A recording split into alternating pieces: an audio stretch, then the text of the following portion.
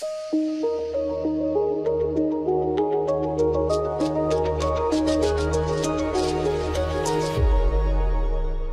भी सपना साकार करने के लिए सबसे जरूरी है सही कोच का होना। चुनिए सक्सेस एकेडमी रायपुर को और करें अपने IAS PSC और व्यापम का सपना साकार। Download the app now. चलते हैं हमारे अगले टॉपिक की तरफ। यह है संधि। संधि के बारे में आप सभी जानते हैं, दो वर्णों का मेल जो होता है नया जो विकार उत्पन्न करता है, नया वर्ण बनाता है और शब्द वो बन जाते हैं दो वर्णों पे जुड़ने के बाद। तो संधि जैसा हिंदी में चलता है वैसा छत्तीसगढ़ी में भी अपनाया गया है। हालांकि संधि की कोई विशिष्ट जो रूपरेखा है वो छत्तीसगढ़ी में नहीं इस्तेमाल की जाती। बहुत ज्यादा संधि के प्रकार छत्तीसगढ़ी में आपको अलग देखने को नहीं मिलेंगे, क्योंकि वो हिंदी से सेम टू सेम लिए जाते हैं, बस इस्तेमाल के तरीके अलग होते हैं। तो संधि कहा जाए तो पहले छत्तीसगढ़ी व्याकरण में नहीं था, लेकिन आपके नए सिलेबस के आने के बाद उसमें जोड़ा गया है। तो कुछ संधियों के नए नियम भी अडॉप्ट किए गए हैं, क्योंकि मानकीकरण का जो काम है छत्तीसगढ़ी व्याकरण में लगातार चल रहा है, तो इन सब चीजों को अपनाना आवश्यक है। तो कुछ जो नए नियम जुड़े हैं छत्तीसगढ़ी में वो देखते हैं। कहा जाए तो वो नियम भी नहीं है, वो कैसे इस्तेमाल होते हैं उन्हीं को देखना है, लेकिन उनको नियम बंधित किया गया है, तो आपको नियम ध्यान में रखने होंगे। संधि के बारे में जान लेते हैं थोड़ा सा। पहले शब्द के अंतिम वर्ण और दूसरे शब्द का आदि या पहला, मतलब दो सेंटेंस आप जोड़ रहे होंगे तो पहले का आखिरी और दूसरे वाले का पहला जुड़ के कोई एक मेल करते हैं, इसी को आप संधि कहते हैं। एक विकार उत्पन्न होता है, तो इसको सिंपल शब्दों में कह सकते हैं दो वर्ण को मेल से होने वाला विकार। विकार मतलब चेंजेस, है ना। तो ये आपको ध्यान में रखना है, सिंपल सी परिभाषा है, हिंदी में भी आपके काम आएगा, छत्तीसगढ़ी में भी आपसे पूछा जा सकता है। अब संधि के बारे में आप सभी को पता है, तीन बेसिक प्रकार हैं। ये है वर्णों के आधार पर संधि के तीन भेद या तीन प्रकार। इनके बारे में हम जानते हैं, स्वर संधि, व्यंजन संधि और विसर्ग संधि। और उसके बाद स्वर संधि में फिर से 5 प्रकार है, जिनको आप जानते हैं, दीर्घ, गुण, वृद्धि, यण और अयादि स्वर संधि के रूप में। तो ये ऐसे ही छत्तीसगढ़ी में भी लिए गए हैं, वैसे ही इस्तेमाल भी होते हैं। स्वर संधि के बारे में बात कर ले तो वृद्धि और यण, इसको छोड़ के वृद्धि और यण को आप छोड़ दें तो ये सभी वैसे के वैसे इस्तेमाल होते हैं जैसे कि हिंदी में चलते हैं, है ना। दीर्घ, गुण और अयादि स्वर संधि सेम टू सेम जैसा हिंदी में चलता है वैसा ही छत्तीसगढ़ी में भी रहेगा। बस शाब्दिक जो परिवर्तन है वो आपको याद रखना है। जैसे श जो है हमारे यहाँ एक ही श है, ये वाला श, तो वो हर जगह वही इस्तेमाल होगा। इसी तरीके से बाण का अण नहीं होता है, न बस होता है ना। तो ये चेंजेस आप कर देंगे उन वाक्यों में, तो जैसा वहां हिंदी में चलता है तो वैसे ही वो चलेगा। तो मैं उनके बारे में ज्यादा बातें नहीं करूंगा, सीधे हम चलेंगे वृद्धि और यण की तरफ। व्यंजन संधि में भी कुछ ही एग्जाम्पल है, च वाले नियम, ना वाले नियम, जहां पे चेंजेस होने हैं वो देखेंगे। और विसर्ग संधि में डैश के चिन्ह के साथ अमूमन संधियां कर दी जाती है छत्तीसगढ़ी में, ज्यादा हिंदी के टाइप का टिपिकल नहीं है। तो अब इसको बारी बारी हम लोग देखते हैं। ये आपको ध्यान में रखना है, दीर्घ स्वर संधि, गुण स्वर संधि और अयादि स्वर संधि के नियम जो है सेम टू सेम है छत्तीसगढ़ी में, जैसा हिंदी में चलता है। तो आपको घबराने वाली कोई बात नहीं है। चलते हैं तो फिर पहले वृद्धि स्वर संधि की तरफ। वृद्धि स्वर संधि में पहला नियम जान लेते हैं। वृद्धि स्वर संधि आपने हिंदी में देखा है, अ और आ के बाद एड़ी का ए अगर आए तो दोनों स्वर मिलके वापस ए हो जाते हैं, जबकि यही हिंदी में बड़ा वाला ए हो जाता है ना, ये अलग है। तो ये यहाँ पे नहीं चलेगा। आपको अ या आ, मतलब पहले वर्ण, पहले शब्द के आखिरी वर्ण जो है अ या आ हो और उसके बाद ए आए, है ना, तो वो ए ही रहेगा। जैसे उदाहरण से आप समझेंगे तो ज्यादा समझ में आएगा। अ प्लस ए जो है वापस ए ही होने वाला है, ये आपको ध्यान में रखना है। तो जैसे एक और एक, इनकी संधि आप करें तो ये हो जाएगा एक एक, जबकि हिंदी में क्या होता था, एक है। मतलब जहां पे ये डबल वाला मात्रा लगना था हिंदी का, वो सब जगह आप सिंगल मात्रा डाल दें, आपका वृद्धि स्वर संधि का नियम खत्म, है ना। यहाँ पे एक और एक, एक एक होता है हिंदी में, उसको आपने एक एक कर दिया, है ना। उसी तरीके से आ प्लस ए का एक उदाहरण देख लेते हैं। ये है सदा धन एव, यहाँ पे आ रहा है, छुपा हुआ आ की मात्रा, और यहाँ पे ए। अब इन दोनों को जोड़े तो फिर से हिंदी में होता था सदैव, डबल ए लगता था ये वाला, लेकिन छत्तीसगढ़ी के लिए क्या करेंगे हम लोग, सिर्फ सदैव ऐसा कहते हैं। तो ये हो गया, सिंपल है, कुछ नहीं, बस एक मात्रा उड़ा देना है हिंदी वाले से, आपका वृद्धि स्वर संधि का पहला नियम खत्म। अ या आ के बाद ए आए तो वो ए ही रहेगा, ए नहीं होगा, ठीक है। चलिए इसी का दूसरा नियम देख लेते हैं। अब अ और आ के बाद ए के अलावा कुछ और आया, जैसे बड़ा एड़ी का ए, ऐनक का ए आ गया, या ओ आ गया, या औ आ गया, ए ओ और औ आ गया, तो इस पे स्वरों में कोई परिवर्तन नहीं होता और दोनों शब्द डैश चिन्ह लगा के जुड़ जाते हैं। और सिंपल है, आपके लिए कुछ करना ही नहीं है। जब एग्जाम्पल देख लेते हैं, अ प्लस ए वाला, तो जैसे धन ऐश्वर्य, धन ऐश्वर्य एक शब्द होता है हिंदी में, और वो अगर जोड़े आप धन प्लस ऐश्वर्य, तो ये हिंदी में होता था धन ऐश्वर्य, है ना। डबल ए की मात्रा लगती है। लेकिन यहाँ कुछ नहीं करना है छत्तीसगढ़ी में, जब अ और आ के बाद ए छोड़ के कोई भी आए, जैसे ए ओ अ, तो आपको क्या करना है, सिर्फ डैश चिन्ह लगाना है और आपका संधि तैयार। ठीक है, वेरी सिंपल, कोई दिक्कत नहीं। उसी तरीके से आ के बाद ए आया, जैसे एग्जाम्पल के तौर पे महाऐश्वर्य, ये हिंदी में होता था महेश्वर्य, है ना, जबकि छत्तीसगढ़ी में आपको क्या करना है, बस यहाँ डैश चिन्ह लगाना है और जोड़ देना है। और श का ध्यान रखना है, हमारे में श जो है मैं बता चुका हूँ आपको, ये श शक्कर का श और षटकोण का श छत्तीसगढ़ी भाषा में इस्तेमाल नहीं किया जाता है, संज्ञाओं को छोड़कर। अभी संज्ञाओं में इस्तेमाल करना प्रारंभ किया गया है, सिर्फ ये चलता है। ठीक है, वो भी नाम वाले संज्ञाओं पे अभी इस्तेमाल होना शुरू हुआ है। आने वाले समय में जब वो पूरा अडॉप्ट हो जाएगा, 52 जो हिंदी की वर्णमालाएं हैं, तब देखा जाएगा। लेकिन अभी ये है, तो ये वाला श हट के ये वाला श है, इसलिए महाऐश्वर्य हो गया। कुछ नहीं करना, डैश चिन्ह लगाना हो गया। उसी तरीके से अ के बाद अगर ओ आए, अ के बाद ओ आए, तो आपको क्या करना है, फिर से वही डैश लगाना है, वन औषधि हो जाएगा। यही चीज हिंदी में होती तो वन औषधि हो जाती, है ना, डबल ओ की मात्रा लग के। तो ये सिंपल से रूल है। इसी तरीके से आ के बाद अगर ओ आए, इसके एग्जांपल जैसे महाओजस्वी, तो हिंदी में हो जाता था महोजस्वी, जबकि छत्तीसगढ़ी में कुछ नहीं करना, महा डैश ओजस्वी, ये बन गया आपका संधि छत्तीसगढ़ी का। इसी तरीके से महा प्लस ओज, तो महोज हो जाता था हिंदी में, औ की मात्रा लग जाती, जबकि छत्तीसगढ़ी में महाओज। ऐसे ही करना है और ऐसे ही बोलते हैं, है ना, महा डैश ओज है तो महोज, बस महोज नहीं कहेंगे, राइट। तो ये आपका दूसरा नियम हो गया आपके वृद्धि स्वर संधि का। यही दो नियम हैं, इसके बाद बन जाएंगे। इसी तरीके से यण स्वर संधि के कुछ नियम है, वो देख लेते हैं। यण स्वर संधि में नियम लागू नहीं होते, जो कि जैसे हिंदी और संस्कृत में जो नियम है वो वाले नियम नहीं लगते। अब इसमें क्या करना है, देखो छत्तीसगढ़ी में ई बड़ा ई या ऊ बड़ा ऊ, री के बाद कोई भी भिन्न स्वर आए, है ना, तो उसको सीधा डैश लगाते हैं और जोड़ देते हैं। तो देखो कितना सिंपल सा नियम है, डैश लगाना है, संधि कर देनी है। एग्जांपल के तौर पे देखते हैं यण स्वर संधि के, जैसे हिंदी में अति धन अधिक अत्यधिक होता है, और छत्तीसगढ़ी के लिए वो अति अधिक, ऐसे ही चलेगा, डैश लगाया और आपने जोड़ दिया। उसी तरीके से प्रतिधन अंतर, तो ये हिंदी में प्रत्यंतर हो जाता है, लेकिन छत्तीसगढ़ी में सीधा प्रति डैश अंतर, प्रति अंतर, ऐसे ही बोलेंगे। उसी तरीके से नदी धन अर्पण, तो ये नद्यार्पण हो जाता है हिंदी में, लेकिन यहाँ पे नदी अर्पण ही चलेगा। ठीक है, अर्पण ये ऐसा वाला अर्पण लिखते हैं हिंदी पे, है ना, लेकिन छत्तीसगढ़ी में ये रारेफ वाला सेंस नहीं चलता है और ना ही बाण का ना चलता है, तो ये हो जाएगा अर्पण, जो वहां पे लिखा हुआ है ऐसे ही आपको लिखना पड़ेगा, ये जो सही है। ओके, उसके बाद देवी धन अर्थ, ये हो जाएगा दिव्यर्थ हिंदी में, लेकिन छत्तीसगढ़ी के लिए देवी डैश अर्थ। इसी तरीके से देवी धन आगम, देवी आगम, ये दिव्यागम होता था हिंदी में। सखी प्लस आगमन सख्यागमन होता है हिंदी में, जबकि छत्तीसगढ़ी में सखी डैश आगमन, यही लिख के छोड़ देना है आपको। प्रतिधन उपकार, प्रत्योपकार होता है हिंदी में, जबकि छत्तीसगढ़ी के लिए प्रति उपकार, डायरेक्ट। तो सिंपल से नियम है, कुछ करना नहीं है, डैश लगाना है और आपकी संधि तैयार। क्योंकि संधि के बेसिक नियम छत्तीसगढ़ी में अभी नहीं है, इन पे बहुत काम की आवश्यकता है, चेंजेस करने की आवश्यकता है। छत्तीसगढ़ में जो छत्तीसगढ़ वासी हैं, जो छत्तीसगढ़ी बोलते हैं, वो सहजता और सरलता के लिए बोलते हैं, तो उन्होंने क्लिष्ट नियम नहीं बनाए हैं शब्दों में, इसलिए ये सब सिंपल आपको दिख रहा है। ठीक है, चलिए चलते हैं। नेक्स्ट जो संधि हमारी ये है व्यंजन संधि। इसमें कुछ चेंजेस हैं, उनको बस आपको ध्यान में रखना है। बाकी व्यंजन संधि भी पूरा का पूरा हिंदी के जैसा चलता है। व्यंजन संधि के बारे में आप जानते हैं, व्यंजन के मतलब बाद कोई भी स्वर जुड़ा हो। जैसे एग्जाम्पल के तौर पे देखते हैं, देखो पहला नियम देख लेते हैं सीधा, ये छ का नियम है, छ संबंधी नियम। छ की जगह हम लोग इसमें क छ का प्रयोग करते हैं। इसको उदाहरण से समझेंगे। जैसे देखो छत्तीसगढ़ी में छ के पहले यदि अ या आ आए, छ के पहले अ या आ आए तो ये चेंज हो जाएगा क छ में। तो इसको ध्यान में रखना है, क छ, ये बहुत इंपॉर्टेंट है क्योंकि ये हिंदी से थोड़ा अलग है। जैसे आधन छादन, ये हिंदी में होता था आच्छादन, ये वाला है ना, च धन छ, जबकि छत्तीसगढ़ी में क्या हो जाएगा, क धन छ, आच्छादन आच्छादन हो जाएगा। ठीक है, ये आपको ध्यान में रखना है कि जो हिंदी का च धन छ होता था उसके जगह रिप्लेस हो जाएगा क धन छ के रूप में। तो ये आपको ध्यान में रखना है। इसी तरीके से अब बाकी चीजें भी होंगी, जैसे स्वच्छंद, तो हिंदी में स्वधन छंद स्वच्छंद होता था, ये वाला च धन छ लगता था, यहाँ क धन छ, स्वच्छंद हो जाएगा। ठीक है, इसी तरीके से एक नियम और है, ये एक पहला नियम हो गया।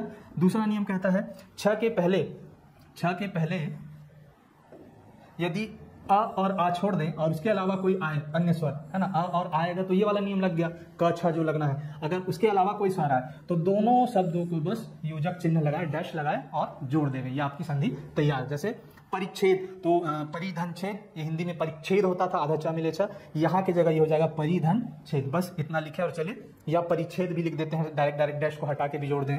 अनुच्छेद, तो अनुधन छेद, ये अनुच्छेद होता है हिंदी में, जबकि छत्तीसगढ़ी के लिए अनुदेश छेद या अनुच्छेद ये भी चलेगा, डैश को हटा के आप डायरेक्ट भी लिख सकते हैं। ये योजक चिन्हों को ध्यान रखना, ये आपको कंफ्यूज कर सकते हैं। जैसे देखो ये शब्दों में आपको आ रहा है, अमूमन जब हिंदी में योजक चिन्ह लगाया जाता है तो वो और का सेंस देता है, और या का, जैसे माता डैश पिता, तो उससे आप जान जाते थे कि जब समास आप पढ़ेंगे तो द्वंद्व समास का वो उदाहरण हुआ करता था। लेकिन छत्तीसगढ़ी में ऐसा नहीं है, आप खतरे में पढ़ सकते हो। डैश को ये कभी भी मत मानना कि वहां और है और उसको द्वंद्व समास में आपने दे दिया, ऐसा बिल्कुल नहीं करना। जैसे आप देख रहे हैं परिधन छेद जो है ये परिच्छेद हो रहा है, और यही आपको अगर उदाहरण पे दे दिया जाए समास के, तो इसको द्वंद्व समास नहीं लेना है, ध्यान रखना। ये और का सेंस नहीं है, ये जुड़ा हुआ शब्द है छत्तीसगढ़ी में, तो इसके लिए सतर्क रहें। राइट, चलिए चलते हैं अगले नियम की तरफ। वो हो गया छ का नियम। अब ये है व्यंजन संधि में न का नियम। न का नियम क्या कहता है भाई, देख लेते हैं। अगर छत्तीसगढ़ी शब्द में री र या स के बाद न व्यंजन आए, री र या श के बाद न व्यंजन आए, तो दोनों शब्द जुड़ जाते हैं। न का न नहीं होता है ना, बाण का अना नहीं चलता, ये मैं पहले बता चुका हूं। और हिंदी में यही चीज अण में परिवर्तित हो जाता है। जैसे परिधन नाम, ये हिंदी में हो जाता था न जो है बाण का अना में चेंज परिणाम, जबकि छत्तीसगढ़ी में आपको कोई चेंज नहीं करना है, सीधे उठाना है, दोनों को जोड़ देना है, परिणाम। ठीक, इसी तरीके से प्रणाम, प्रधन नाम, ये बाण का अणा बन जाता है हिंदी में, लेकिन छत्तीसगढ़ी के लिए प्रणाम, सीधा सीधा जोड़े, कोई चेंजेस नहीं। न के जगह न नहीं चलता है, न हमारे छत्तीसगढ़ी में इस्तेमाल अभी नहीं होता है, तो सीधा नल का नहीं लगना है। उसके बाद तर धन अन, तो ये हो गया तरन, तो ये हिंदी में तरण हो जाता है, ये हो जाएगा तरन। उसी तरीके से भू धन अन, यानी कि ये हो जाता था भूषण, हिंदी में ये रह जाएगा भूषण छत्तीसगढ़ी में। बहुत सिंपल, कोई दिक्कत नहीं है। जैसे इसके बाकी हिंदी के तदार चलते हैं वैसे ही चलना है। न श, इनको ध्यान में रखना है। और ये नियम काफी इंपॉर्टेंट है आपके लिए, जो पहला वाला क छ की जगह च छ चलता है, आच्छादन की जगह आच्छादन कहते हैं छत्तीसगढ़ी में, तो ये आपको ध्यान में रखना होगा। ठीक है, इस तरीके से तीसरे नियम पे चलते हैं। ये है श का नियम। श क्या कहता है भाई, देख लेते हैं। स से पहले अगर अ या आ से भिन्न कोई स्वर हो, है ना, तो स का श होता है हिंदी में, लेकिन छत्तीसगढ़ी में नहीं होगा। बस वही नियम है, श और श को ध्यान रखना है आपको। जैसे विधनशम, ये हिंदी में हो जाता है विषम, ये वाला, लेकिन छत्तीसगढ़ी के लिए यही श चलना है, तो डायरेक्ट आपने जोड़ा विषम हो गया। इसी तरीके से विषाद, विषाद हिंदी में ये वाला श चलता है, लेकिन छत्तीसगढ़ी में यही चलेगा। सुधन शमा, ये हो जाता है सुषमा, लेकिन छत्तीसगढ़ी में सुषमा यही चलेगा। राइट, तो ये इसी तरीके से नियम है, सिंपली कुछ भी नहीं। मैं बोला ना कि नियम है नहीं छत्तीसगढ़ी में, जबरदस्ती अभी बनाए गए, तैयार किए गए, तो आपको वैसे ही समझना है। शब्दों का जो रूपण है वो आपको ध्यान में रखने होंगे। अब चलते हैं हमारे अगले संधि की तरफ। यह है विसर्ग संधि। इसका नियम और आसान है, कुछ भी नहीं करना है। देख लेते हैं क्या क्या है। तो विसर्ग के पहले यदि कोई स्वर और बाद में च छ या हो, तो ये हो जाता है श, है ना, ये नहीं होगा। वही स और श हमारे में होता नहीं है, तो यही श चलना है। एग्जाम्पल से देखें तो समझेंगे आप। जैसे निधन चिंत, ये हो जाता था हिंदी में निश्चिंत, ये वाला, है ना, आज शक्कर का श, लेकिन यहाँ पे वैसे की वैसे जोड़ दो निश्चिंत। ठीक है, वो श ना लगा के ये वाला श निश्चिंत। इसी तरीके से दूधन शासन, दुष्शासन होता है ये वाला, है ना, शासन, लेकिन छत्तीसगढ़ी में यही वाला श इस्तेमाल हो जाएगा, तो दूधन शासन दुष्शासन ऐसा लिखोगे। तो ये श के नियम है, कायदे से देखा जाए तो श को रिप्लेस नहीं करना है, हमको यही वाला श इस्तेमाल करना है, यही कहना चाह रहा है, यही ये नियम है। उसी के बाद दूसरा नियम देख लेते हैं। इसमें क्या है, अगर विसर्ग के पहले ई और उ हो और बाद में क ख ग ट फ ब में से कोई भी हो, तो विसर्ग का श हो जाता है ना।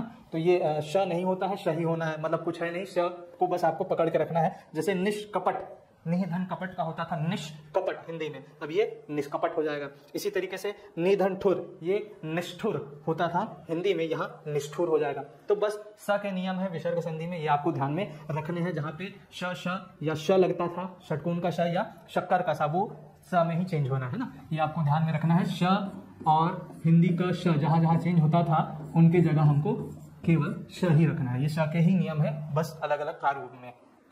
इसके बाद ये इंपॉर्टेंट है, ये दोनों अ मतलब हलंत के बाद अगर अ आए तो कोई परिवर्तन नहीं होता, दोनों शब्दों को बस विसर्ग के बदले डैश लगा के जोड़ देते हैं। फिर से डैश का नियम आ गया। जैसे अ मतलब ये हो गया मना और उसके बाद अ आया है ना, ये स्वर है, आ जो है आपका। तो देखो मना धन अभिलाषा, तो ये हिंदी में हो जाता था मनो अभिलाषा, है ना, लेकिन छत्तीसगढ़ी में सीधा मन डैश लगाओ और अभिलाषा जोड़ दो, तो ये हो गया मन अभिलाषा। एक साथ भी लिख सकते हो मन अभिलाषा। उसके बाद मना धन अनुकूल, तो ये मनोकूल हो जाता था हिंदी में, यहाँ पे मन डैश अनुकूल। तो इस तरीके से विसर्ग संधि का ये एक और नियम, सिंपल नियम है, बहुत आसान है, बस आप एक एक बार शब्दों को देख लें तो आप छत्तीसगढ़ी में संधि आराम से बना लेंगे। फिर पुनः और अंत के बाद अगर सघोष व्यंजन आए तो विसर्ग में जो रिप्लेसमेंट है वो र में परिवर्तन हो जाता है। विसर्ग जो है र में परिवर्तन हो जाता है, जैसे हिंदी में होता है वैसे ही यहाँ भी होगा, लेकिन रारेफ वाला र जो होता है वो ना लेके, है ना, वर्मा जैसे लिखते हैं तो ये जो रारेफ का र होता है ये ना लेके सीधा इसको डायरेक्ट र लेते हैं, है ना, रस्सी का र लेते हैं, आधा र नहीं लेते हैं। वही ये नियम है। जैसे पुनः धन जन्म, उदाहरण पे आपको ज्यादा अच्छे समझ में आएगा।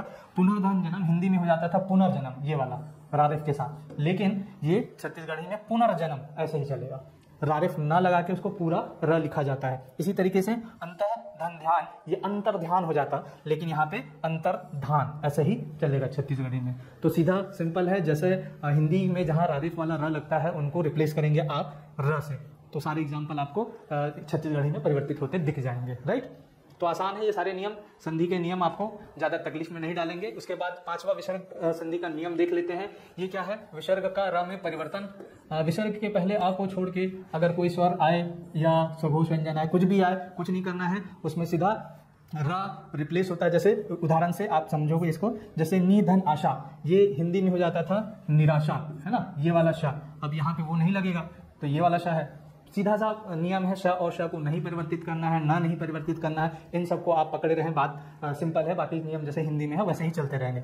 निधन धन, ये निर्धन होना चाहिए था ऐसा अरारे वाला, तो वो नहीं करेंगे, छत्तीसगढ़ी में निर्धन कहेंगे। इसी तरीके से निधन बल, निर्बल हो जाता है हिंदी में, यहाँ पे निर्बल हो जाएगा, रारे ना लेके पूर्ण र लेंगे। इसी तरीके से निधनजन, ये निर्जन हो जाता है, निर्जन मतलब सुनसान जगह, इसके लिए इस्तेमाल होता है शब्द, और यहाँ पे हो जाएगा निर्जन। इसी तरीके से निधन धारण, निर्धारण होता है हिंदी में, यहाँ पे निर्धारण ऐसे चलेगा डायरेक्ट। इसी तरीके से दुधन उपयोग, दुरुपयोग होता है हिंदी में दुरुपयोग, ये ना लेके छत्तीसगढ़ी में डायरेक्ट दुरुपयोग कहते हैं, और कहीं भी कभी दुरुपयोग भी चलता है, जो हिंदी वाला दुरुपयोग है वो भी इस्तेमाल कर लिया जाता है, लेकिन ये वाला आपके व्याकरणिक दृष्टि से अभी सही है, तो इसको आपको ध्यान में रखना है। अब चलते हैं, ये जो है ये विशिष्ट नियम है छत्तीसगढ़ी के। अब तक जो आपने नियम पढ़े वो हिंदी में जैसे स्वर संधि, व्यंजन संधि और विसर्ग संधि होती है, उन पे क्या छत्तीसगढ़ी में परिवर्तन थे वो आपने देखे। अब ये जो नियम है ये पर्टिकुलर छत्तीसगढ़ी के ही हैं, तो ये ज़्यादा इंपॉर्टेंट है आपके लिए। हालांकि इसमें भी कुछ नहीं है, बहुत सिंपल से लॉजिक है, 2-3 नियम है, अगर आप इसको समझें तो आपकी संधि क्लियर, इसमें से जो भी प्रश्न आएगा आपसे बन जाना है। देखते हैं क्या नियम है। तो छत्तीसगढ़ी में संधि के कुछ विशिष्ट नियम है, इनको देख लेते हैं। माँ के बाद अगर माँ आए, माँ के बाद अगर माँ आए वर्ण में, पहले शब्द के आखिरी में माँ और दूसरे शब्द के पहले में माँ, तो दोनों माँ में से एक को लोप करके केवल सिंगल माँ रह जाता है। बड़ा सिंपल नियम, मतलब माँ और माँ 2 बार ना लिख के इसको सिंगल माँ कर देते हैं। जैसे उदाहरण पे आपको समझ में आएगा, हम धन मन, मतलब हम, और उसको और बहुवचन करना है तो मन का प्रयोग करेंगे हम लोग, हम मन, तो ये हो जाता है, देखो हम धन माँ, फिर से माँ माँ, ये सिंगल माँ बना के हमन हो जाता है, हम धन मन, दैट मीन्स हमन। उसी तरीके से तुम धन मन, तो ये तुमन हो गया। कितना आसान है, ठीक है। इसी तरीके से दूसरा नियम कहता है त के बाद पहले शब्द में आखिरी में ता हो और दूसरे शब्द के शुरुआत में हा हो, तो दोनों शब्द मिलकर था बन जाते हैं। ये नियम बहुत इंपॉर्टेंट, ये काफी इस्तेमाल होता है छत्तीसगढ़ी लैंग्वेज पे। जैसे त धन हा था होना है, जैसे खात हूँ, खात मतलब खाना, खाने की क्रिया वाली बात है, और हाँ मतलब खा रहा हूँ बता रहा है, तो ये क्या बोल देते हैं डायरेक्ट खाता हूँ। मैं फल खात हूँ ये बोलना है, मैं फल खाता हूँ, दोनों चलता है। तो यही वाला ये एग्जाम्पल है, इसको ध्यान में रखें। मैं खाता हूँ हिंदी में उसका तदार्थ देखें। वैसे ही मैं कहता हूँ हिंदी में जो कहते हैं मैं कहत हूँ, तो ये हो जाएगा त और हाँ मिलके था, मैं कथाऊँ या कहताऊँ, ये चलता है, राइट। तो सिंपल नियम है, माँ का माँ विलोप करना है, एक माँ, और जबकि ता के बाद हा आए तो वो था बन जाता है। क्या था बन जाता है? ये जो त है वो थ में परिवर्तित हो जाता है, ठीक है। ये वाला जो पहला त है वो थ में परिवर्तित होकर जुड़ जाता है, ठीक। ध्यान में इसको रखना है, ये विशिष्ट नियम है छत्तीसगढ़ी के। इसके बाद ये देख लेते हैं, ये उसके आगे का एक स्टेप है। जैसे संध्याक्षर जुड़ने के बाद, अगर जुड़ चुका है उसके बाद भी, का और था के बीच में अगर हा हो, है ना, ऐसा कोई सेंटेंस मिले जिसमें क जुड़ तो गया है संधि पहले ही, लेकिन क और थ के बीच में ह आए तो उस ह को गायब कर देते हैं छत्तीसगढ़ी में, है ना, बोलने के सहजता के अनुसार वो ह लोप हो जाता है और वही इस संधि का रूल है। जैसे इसी तरीके से और एक नियम है, ग और थ के बीच में अगर व हो तो उसका भी लोप हो जाता है, मतलब ये वाला व गायब हो जाएगा। इसको ध्यान में रखना, एग्जाम्पल से आप जल्दी समझेंगे। कहत हाँ, ये पहले ही आपने कर चुका है यहाँ पे, एक मिनट, ये त और ह मिलके थ बनेंगे, ये हम लोगों ने इससे पहले वाले नियम में देखा था, कहता हूँ। और इसी को जब आगे, अब देखो ये नियम कह रहा है क और थ के बीच में ह हो, अब देखो यहाँ पे जब ये बन गया है, संधि हो चुकी है, तब भी क और थ के बीच में यहाँ पे ह शामिल है, तो ये गायब हो जाएगा और ये डायरेक्ट कथाओं हो जाएगा, ये गायब हो जाएगा। ये पहले नियम के अनुसार क और थ के बीच में ह हो तो उसका लोप हो जाएगा, तो ये कहथाओं ना हो, कहथाओं भी सही है और उसको और सिंपलेस्ट फॉर्म में छत्तीसगढ़ी में कहते हैं कथाओं, है ना। तो यहाँ पे ह गायब हो गया, ये इस नियम का कहना है एग्जाम्पल के तौर पे। उसी तरीके से ग और थ के बीच में व हो तो व का लोप देख लेते हैं कैसे, जैसे गावत हन, तो ये पहले संधि हुआ और बन गया त और ह का, पहले नियम के अनुसार ये था बन गया तो गावत थन हो गया। लेकिन अब फिर आप देख रहे हैं संध्याक्षर के बाद कि ये जो नियम है ग और थ के बीच में व आ गया है, यहाँ पे ग है, यहाँ पे थ है और बीच में व, तो ये डायरेक्ट गाथन हो जाएगा, मतलब ये व का फिर से लो हो जाना है, ये गाथन हो जाएगा। तो सिंपलेस्ट गावथन भी सही है और गाथन भी सही है। तो ये अपने छत्तीसगढ़ी के नियम है, अपने खुद के जो सरलीकरण है भाषा में बोलने के आधार पे, उन्हीं के ये कुछ नियम है। इसी तरीके से र और थ के बीच में, र और थ के बीच में यदि ह हो तो उसका लोप हो जाता है। तो कुल मिला के गायब करने वाला ही सीन है। छत्तीसगढ़ी में बहुत से ऐसे शब्द होते हैं जिनको बोलने के आधार पे कई चीजें गायब कर दी जाती हैं। उदाहरण के लिए जैसे रायपुर कहना है, हिंदी में रायपुर है, तो उसको भी बोलने के आधार पे छत्तीसगढ़ी में कह दिया जाता है रायपुर, मैं रायपुर जा रहा हूँ या मैं रायपुर जावत हूँ, ये बोलना है, लेकिन वो बोले मैं रायपुर जाता हूँ, है ना। तो वहाँ आ की मात्रा बोलने की सहजता के हिसाब से गायब हुई है, उसमें कोई नियम नहीं है, कोई विशेष नियम नहीं है, बस वो बोलने की सहजता में वो वैसा कर देते हैं। तो यहाँ भी वही है, इसको देख लेते हैं एग्जाम्पल के तौर पे। र और था के बीच में हाँ हो तो उसका लोप, जैसे रहत हस, तो इसका पहला संधि हो जाएगा रहत हस, रथस, कहाँ रहथस, ये पूछते हैं कहाँ रहते हो आप, तो कहाँ रहथसते हैं, है कहाँ रहथसते हैं, तो ये आ गया ये। अब इसके बाद फिर से संधि होने के बाद देख रहे हैं ये जो ह है र और थ के बीच में हो गया, तो ये डायरेक्ट रथस हो जाएगा, कहाँ रथस। तो दोनों ही सही है, तो वाक्य में बोले जाते हैं। तो ये कुछ अपने विशिष्ट नियम है छत्तीसगढ़ी के, इनको आपको ध्यान में रखना है। खास तौर पे ये वाले हाँ मन और तू मन ये पूछ लेता है एग्जामों में। ये त और ह का जो नियम है था में परिवर्तन, और उसी के आधार पे फिर ये बाकी जो संध्याक्षर होने के बाद विलोपित होने का नियम है, ये सब आपको ध्यान में रखना है।